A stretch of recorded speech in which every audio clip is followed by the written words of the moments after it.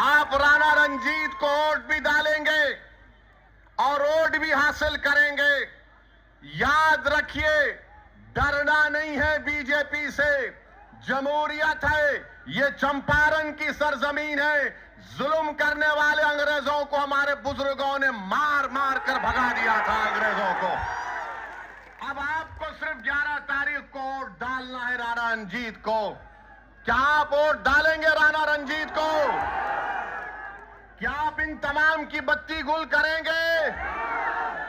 तो बत्ती गुल करने का तरीका यह है कि पतंग छाप पर बटन दबाइए, बटन दबाइए।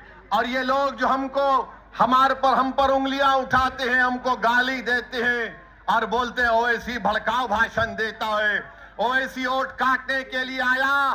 तो सुनो, 17% अल्पसंख्यक समाज बिहार के तुम्हारी तबाही और बर्बादी की दास्तान को तुम्हारे सामने बयान कर रहा हूं। क्या तुम जानते हो कि मुसलमान महिला 90% मुसलमान महिला अपने घर में मजबूर हो जाती है अपने बच्चे औलाद को जन्म देने के लिए? कहां गया तुम्हारा विकास? ये मैं नहीं कह रहा हूं, बिहार सरकार का डेटा कह रहा है। बिहार सरकार का डेटा कह रहा है 28% लोग बिहार के पलायन करके चले जाते हैं, जिसकी वजह से बिहार के 30 से 50% घर अपने बेटे से, अपने बाप से, अपनी औलाद से, शौहर से महरूम हो जाते हैं। यह विकास है? यह तुम्हारा डबल इंजन की सरकार है कि 28% लोग बिहार के अपना पेट पालने के लिए, अपनी औलाद को पढ़ाने के लिए, अपनी बहनों की शादी कराने के लिए घर बार छोड़ के चले जाते, और देश के प्रधानमंत्री आकर कितना बकते हैं, कितना बोले जाते हैं। मेरे अजीज दोस्तों और बुजुर्गों, मैं आपको बताना चाह रहा हूं कि बिहार में नीतीश कुमार की 20 साल की सरकार और 15 साल की राजद की लालू परिवार की सरकार, वो पहला जंगल राज था, ये दूसरा जंगल राज चल रहा है। इन दोनों जंगल राज से बिहार को छुटकारा दिलाना है। क्या आप इस जंगल राज को खत्म करेंगे?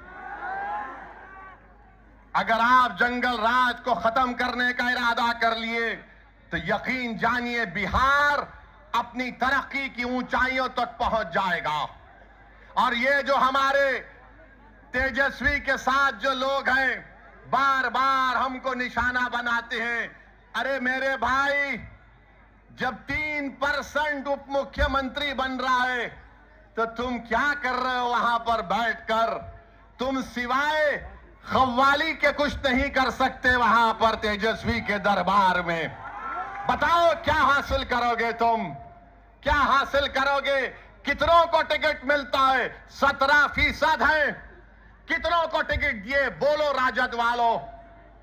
और जो 14% है उनको 36% टिकट दिया जाता है। यह सामाजिक न्याय है? यह MY का कॉम्बिनेशन है? यह सबको साथ लेकर चलने की बात होती है?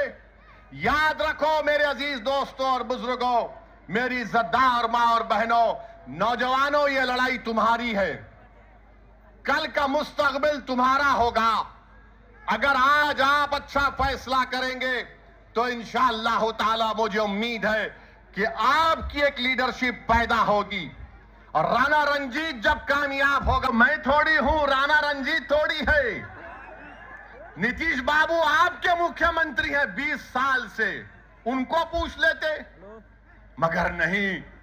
दिख गया ढाका से राणा रंजीत बढ़ रहा है तो घुसपैठी। बहरहाल मेरे अजीज दोस्तों और बुजुर्गों, हम आपसे अपील कर रहे हैं कि अपने इत्तेहाद को मजबूत रखिए। ढाका को विकास कराना है, ढाका के किसानों से इंसाफ कराना है। तबाह और बर्बाद हुई फसल लाकर किसानों ने हमको दिया, अल्लाह ही जानता है उनके दिल पर क्या गुजर रही होगी कि आज उन्होंने अपनी फसल जो बर्बाद हो गई उसको ला कर दिया। जो 20 साल से सरकार किसानों से इंसाफ नहीं कर सकी, उनके आंसू को पोंछ नहीं सकी, उनकी आम चाहिए। इन तमाम चीजों को खत्म करने के लिए आपको जरूरत है, ढाका की जनता को एक जरूरत है कि एक फाल नौजवान को कामयाब करिए। और ऐसा आदमी जब